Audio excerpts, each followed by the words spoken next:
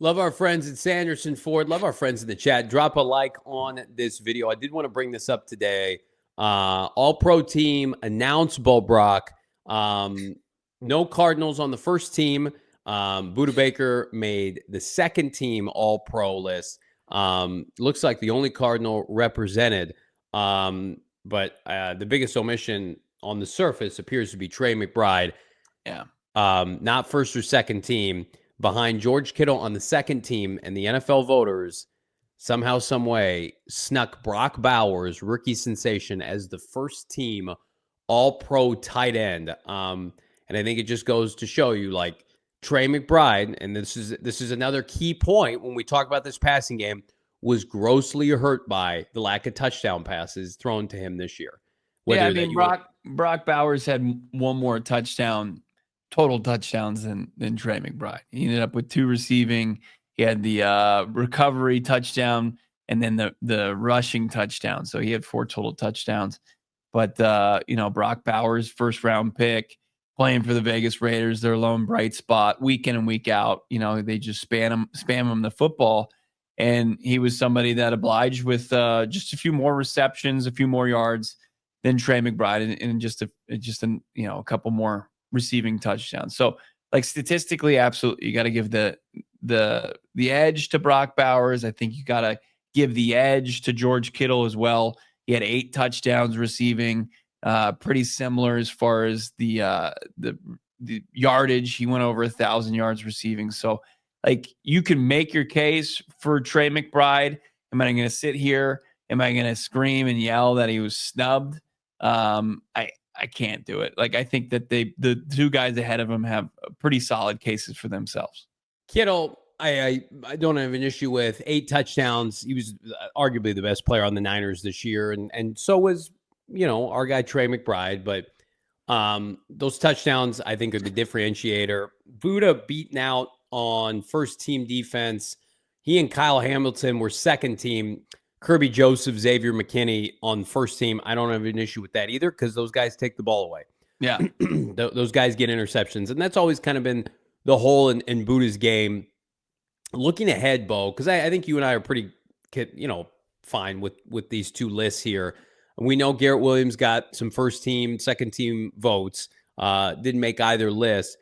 Looking ahead to like 2025, where do you think some Cardinals could force their way looking at this list now? Like, obviously Trey, hopefully he's always in the mix, right? And as long as he's in the mix, it doesn't matter. Buda will be there because he's Buda Baker. Is there another player on the Cardinals that you could say, like, this time next year could warrant an All-Pro selection if things break right? Garrett Williams, who was a guy that you felt could make his way to the Pro Bowl and didn't receive that honor. Pro Football Focus had him as their 6th best cornerback in the league. Yeah. I think Paris Johnson Jr. obviously making his way as an alternate is a guy that's already, in the top 10 in his position and has the skill set that can get him there. Yeah. Marvin Harrison Jr., no doubt about it. I mean, he would be my pick because typically, like, you got to have some name recognition, some cachet. And I also think you score a lot of touchdowns, you're going to be on the All-Pro team. And I think regardless how you feel about Marvin Harrison Jr. between the 20s, like, he had 8 touchdowns this year, probably could have had, 12? And you look at some of these names, like, I could easily see him having the kind of renaissance to edge somebody on maybe the second All-Pro team. But again, like, it's tough because so much of this is contingent on quality quarterback play and this passing game evolving right. Like, Jamar Chase has Joe Burrow, and Darnold had a career year for Justin Jefferson. Amon-Ra had Goff. McLaurin had Jaden Daniels. Now, this is where it's impressive, is A.J. Brown, CeeDee Lamb both missed quarterbacks this year, and they're on the list. So you got to do yourself a favor for Marvin Harrison Jr. and just make yourself undeniable. I am concerned about the tackle position.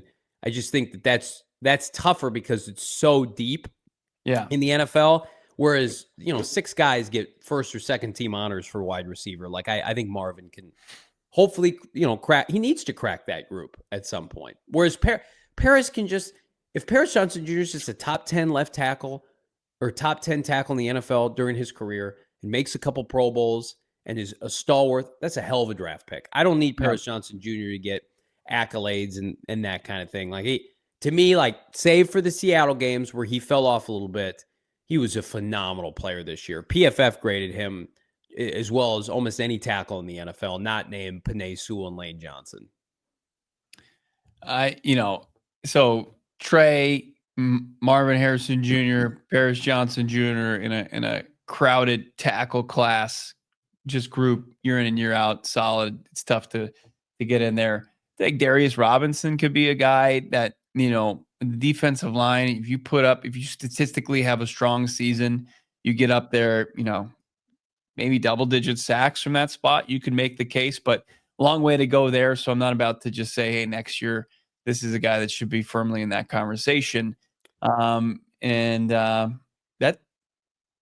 about it. Like I think Max Melton's got to show you some more things. I think, some of these guys, these day 2, day 3 picks from the last couple of years would have to do something that wasn't anticipated in order to get them up there. But they've got, I think, a young core of guys that are fully capable of that have all pro ceilings. I mean, not to be a smart ass, but like, tell me why, if they acquired a premier pass rusher like a Max Crosby, like Nick Bonito's on this list, Andrew Van Ginkel's on this list. Like, you're telling me under Gannon and Ross, if they acquired a pass rusher, they couldn't be on this list next year? Andrew Van Ginkel was an all-pro? Yep. He's on the all-pro list this year. Cardinals should have got that guy. That makes me so sad. From the team that let him go to the team that, and also being a fan of the team that should have picked him up. I mean, that feels targeted. First time. So again, it's 11.5 sacks. He was awesome. 2 takeaways. Yeah, 2 pick sixes. That'll do it.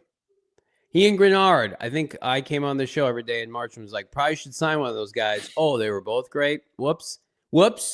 Zaven Collins led the team with 5 sacks. Whoops. Who could have seen that coming?